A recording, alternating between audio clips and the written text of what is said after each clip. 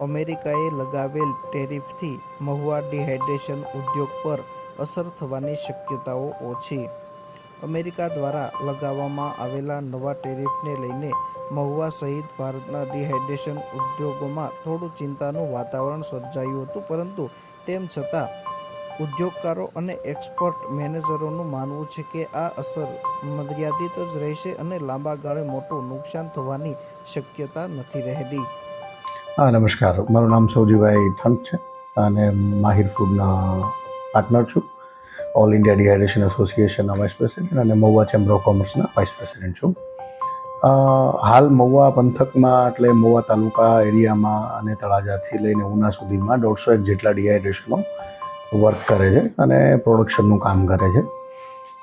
લગભગ 2 લાખ ટન જેટલા dehydrate ઓનિયનનું production થાય છે અને જેમાંથી લગભગ લાખ સવા લાખ ટન જેટલું એક્સપોર્ટ પણ થાય છે. અને આમાં આ સવા લાખ ટનમાં 12% જેટલો 12-15% જેટલો યુએસ એક્સપોર્ટ થાય છે.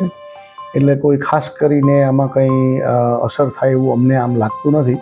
પણ હા, એક અસર થશે કે જેમાં પ્રાઇસ પ્રેશર આવશે, ભાવમાં નીચા માગશે, ભાવ ગગડશે એવું પણ શક્યતાઓ છે થોડી. જો આમાં સરકાર કંઈ સ્ટેપ લેવા માગતી હોય તો મને એવું લાગે છે કે આઈએસ સ્કીમ જે હતી, ઇન્ટરેસ્ટ ઇક્વલાઇઝેશન સ્કીમ ગવર્મેન્ટ ઓફ ઇન્ડિયાની, જેને WTO નોન કમ્પ્લાયન્ટ કરી અને બંધ કરી દીધી છે વોટ એવર રીઝનથી, એને શરૂ કરવામાં આવે તો મારા હિસાબે એક્સપોર્ટ જે છે એ જળવાઈ રહેશે અને ભાવ પણ જળવાઈ રહેશે, જેમાં બધાનું હિત સચવાશે. અસ્તુ. Good afternoon everyone. મારું નામ પ્રદીપ ભોજાણી છે. હું રિયલ ડિહાઇડ્રેટ્સમાંથી એક્સપોર્ટ સંભાળું છું. હું એઝ એ એક્સપોર્ટ મેનેજર તરીકે કામ કરું છું છેલ્લા 3 વર્ષથી, અને મારું મેજર સેક્ટર યુએસ જ છે. અને છેલ્લા 2 વર્ષથી હું યુએસમાં પર મંથ 5 થી 6 કન્ટેનર મોકલી રહ્યો છું. હાલ પૂરતી તો અત્યારે એ જાણવા મળ્યું છે કે યુએસના બાયર તરફથી કે હમણાં ટૂંક સમય માટે શિપમેન્ટ થોડા હોલ્ડ કરો અને બને તો અમારી પ્રાયોરિટી સમજીને શિપમેન્ટ મોકલજો.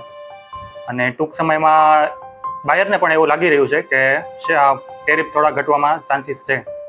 અને હાલ પૂરતી તો અત્યારે બધા ઓર્ડર હોલ્ડ કર્યા છે બાયરે.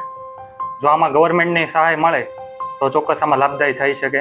અને બાયર પણ અમને અત્યારે કહી રહ્યા છે કે બને તો થોડો પ્રાઇસીસ ડાઉન કરો, જેથી કરીને અમને પણ સપોર્ટ મળે અને આપણો બિઝનેસ કન્ટિન્યુ જળવાઈ રહે. પ્રાઇસ ઘટાડો ન થાય તો બની શકે કે 2 થી 5% સુધીનો બિઝનેસ ડાઉન થઈ શકે છે. એના કારણે પ્રાઇસીસ છે આપણી ડિહાઇડ્રેટેડ ઓનિયન ને ગાર્લિક પ્રોડક્ટ છે એમાં પણ થોડી પ્રાઇસ ડાઉન આવી શકે છે. મારું નામ છે રવિ પાલાળા અને હું પૂજા ડીઆઈ ફૂડ્સ પ્રાઇવેટ લિમિટેડ કંપનીની અંદર એક્સપોર્ટ મેનેજર તરીકે વર્ક કરું છું. ને જે અત્યારે જે બ્રેકિંગ ન્યૂઝ જે ચાલી રહ્યા છે યુએસ ટેરિફના, એની વચ્ચે તમને હું કહું તો આના કારણે કોઈ ઇન્ડિયન પ્રોડક્ટની અંદર કે અમારી જે પ્રોડક્ટ ડિહાઇડ્રેટેડ ઓનિયન અને ગાર્લિક પ્રોડક્ટ છે એમાં બહુ મોટો ડિફરન્સ પડી શકે એમ નથી. આના કારણે તમે સમજો ને તો કે 10 કન્ટેનરનું જો એક્સપોર્ટ કરતા હોઈએ છીએ તો આપણે 3-4 કન્ટેનરનું કામ થોડું ઓછું થશે. આના કારણે બહુ મોટો ઇફેક્ટ નહીં પડે અમારી ઇન્ડસ્ટ્રીની અંદર. અમારી ઇન્ડસ્ટ્રીની અંદર 150+ ફેક્ટરીઓ છે કે જે ઓનિયન અને ગાર્લિકનું પ્રોડક્શન કરી રહી છે.